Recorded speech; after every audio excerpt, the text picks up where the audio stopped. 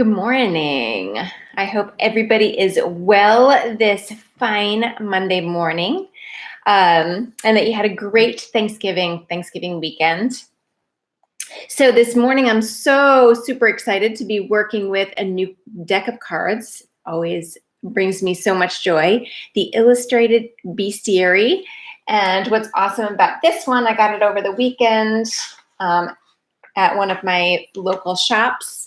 And it is signed by the author, Maya Toll. So super excited about this card deck this morning. I don't know about you, but there was just a lot of chaos this weekend. Just the energy was very, very chaotic. I had an amazing time with my family as they were here, but just crazy chaotic energy that was manifesting in very physical ways in my body.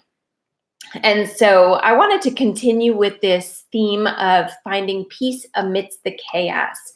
So the question that I asked of the cards today is how to continue on the path of creating and finding that peace amidst the chaos.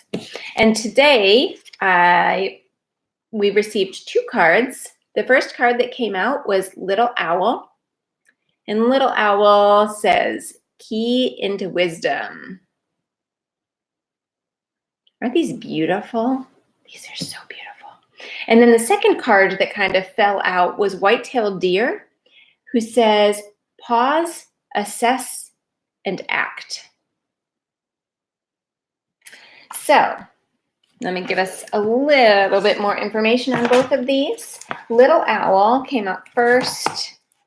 And this is how to align with peace amidst the chaos.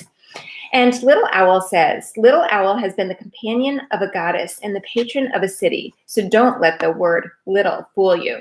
This icon of wisdom sat on the Athena's blind side, illuminating what even a goddess could not see. Athena, Greek goddess of wisdom, knew that being wise requires us to acknowledge our own weaknesses, to understand that even goddesses are not all-knowing. Blindness in and of itself is not a fault. Failure comes from refusing to call on those who will help you understand the whole. Little Owl sees what you cannot. Call on her when you're ready to listen. The ritual that Little Owl has for us says, ask wise questions. Little Owl teaches us that even a goddess can't know and see everything. Each of us has a blind side created by enculturation, prejudice, or a simple lack of understanding. Of course, it's hard to know what you don't know. When facing decisions where you need to see the biggest possible picture, it's helpful to have some ritual questions to ask yourself. You can even deputize a close friend to ask you these questions when you come looking for advice. How will this situation look in 5 years or a decade from now? What will the outcome of my decisions look like in 5 years, a decade? Am I attached to being right? Are there parts of myself that I will lose if I behave a certain way? What decision might create the highest good for all involved? That's a really great question. That's a question that I ask myself frequently. What decision might create the highest good for all involved? Reflection, calling in counsel. It takes a bit of bravery and a lot of self-awareness to admit you have a blind side and that you are not all-knowing, especially if you're a goddess. If Little Owl were to sit on your shoulder, what types of things would she need to whisper to you? What areas of your life sit in your personal blind spot? Can you admit when you're wrong? Do you allow people around you to change, or do you insist on seeing them in a fixed way? Are you too trusting or not trusting enough? Do you have trouble with money, or business, or science? Are you willfully ignorant of how other people feel about you? Acknowledging areas in your life where you are blind allows you to strategize and call in the support you need, whether that's an accountant or a therapist. You can think of these helpers as your own little owls and know that when you allow yourself counsel and advice, you are moving toward wisdom. My own personal counsel are two women. We have women's group calls every Monday. Today we'll be having our women's group call. And they are my counsel. They are who I go to ask, like, what am I not seeing?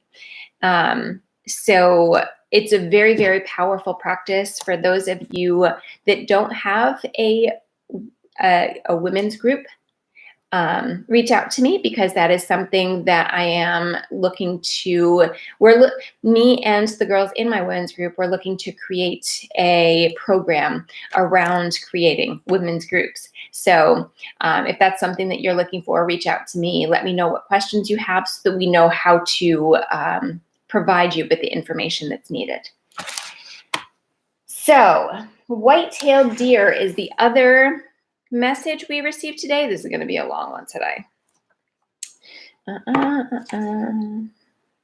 White-tailed deer says, pause, assess, and act. She says, step delicately and truly, deer advises. Trust your intention, intuition, and your ability to move decisively. The first step in taking decisive action is to pause and get the lay of the land. Never one for snap decisions. Deer freezes, feeling into each new situation, reaching out with all her senses, then steps gracefully and surely into whatever's next. She'll gift you with self-confidence, especially as you move through life's cyclical changes, those times when one season of your life is ending and another is about to begin. Trust deer's medicine to help you make a definitive decision and then step into it with grace.